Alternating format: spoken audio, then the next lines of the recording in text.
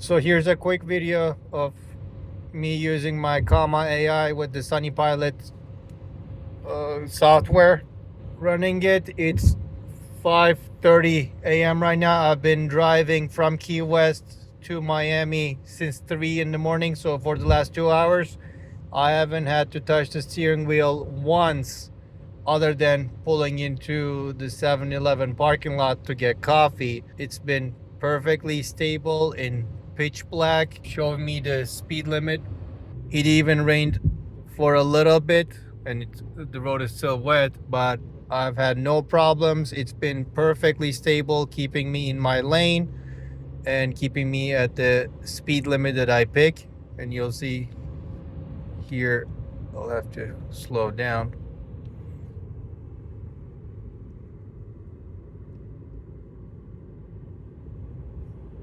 There you go.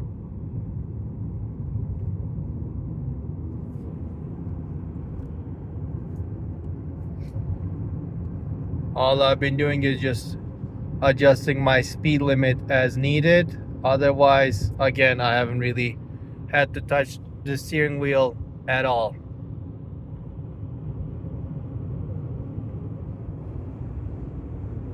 And it's keeping me in my lane perfectly with no deviation.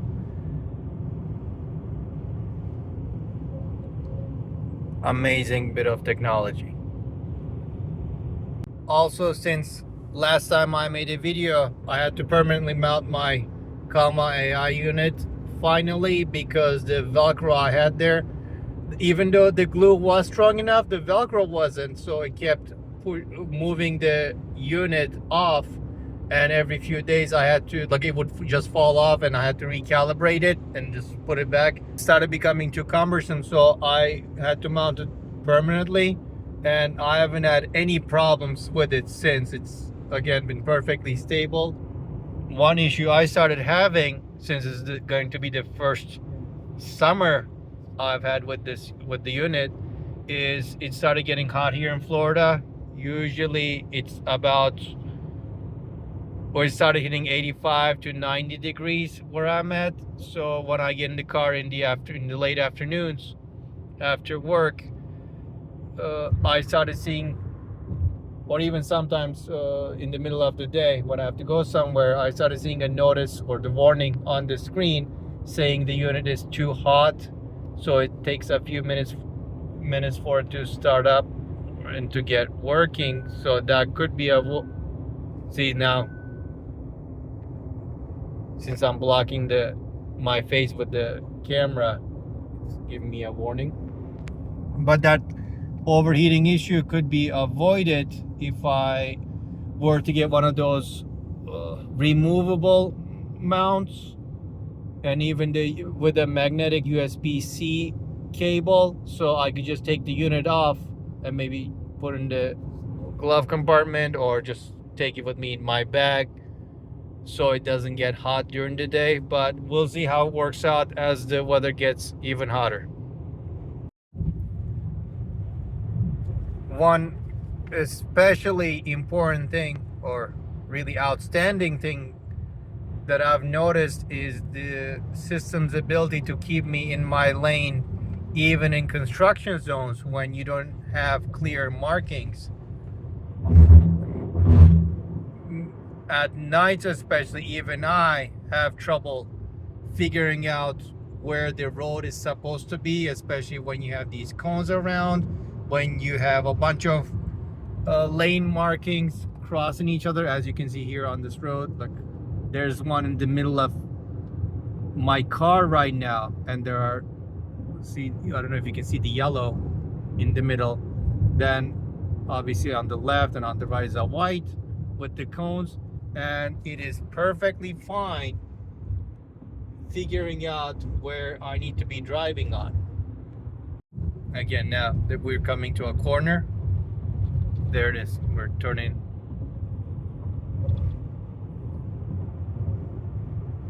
Yeah. I have driven for 110 miles right now without touching the steering wheel, other than just adjusting my speed and at one point turning into the 7-Eleven parking lot. That's it. And the reason I'm going to Homestead right now is to get my front speakers checked out. For a while they kept cutting on and off, and for the last few months they've completely been out. And I actually tried a different head unit, just a regular traditional head unit I got cheap from Walmart.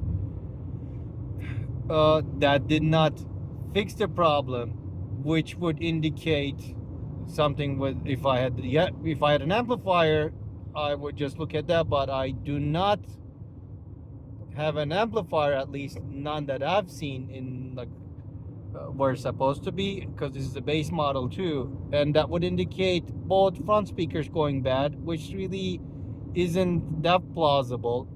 And I haven't really been able to open up the doors to check the speakers, so I'll see if I can get it to a real professional that knows what they're doing, see if I can get that fixed. The problem with the front speakers in this car is anything to do with the phone function, Google search or navigation or talking on the phone, they route to the front speakers. So when they're not working, that's completely useless. I have to basically switch to the phone speaker. And since I'm blocking the camera, the driver camera, again, the system's warning me.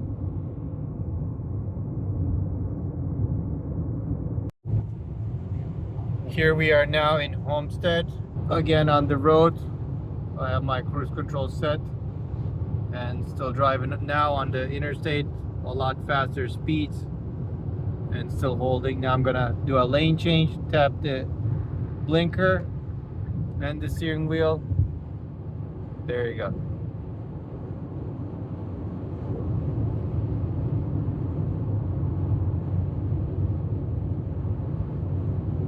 Now, obviously this system fixes the problem with the road where it is steering for you, but since you can't fix stupid, you still have to watch out for the idiots that keep swerving on the road. Like the first car, the Volvo ahead of me, was swerving left and right, and this was like the third incident I've had since I started driving this morning. One guy, that's actually on my dash cam, probably hopefully I'll find that footage, where he was in the left lane while we were doing the turn at a light. He decided to just be in the right lane on top of me. So this happened. So again, let me initiate a lane change here. There you go.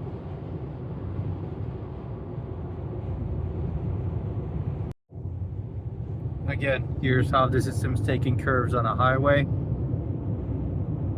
Perfectly. That's how it is. No hesitation at all. No ping-ponging between lanes. It's steady.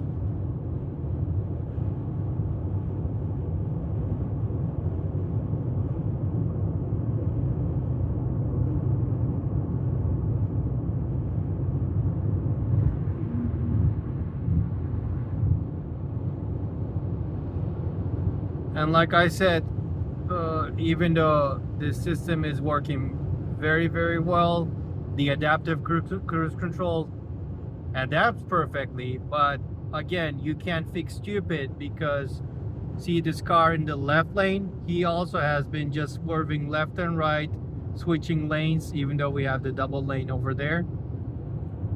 So when that guy just jumps in front of you, there isn't really enough time for your adaptive cruise control to slow down, because he just pulls in. And that you can't really replace the human factor, that gut feeling, he's gonna do something stupid. Maybe at some point in the future, such systems can just observe other cars' behavior on the road and just mark them as idiots, and when interacting or when driving around them, take extra cautions. Who knows? But again, there's no fixing stupid. And in case you're wondering, my hand is here ready to go if there's any kind of deviation from what I expect the car is going to do, but so far I haven't really had to do that at all. You just have to keep paying attention. Even though the system is good enough to be your daily driver, you always have to watch out.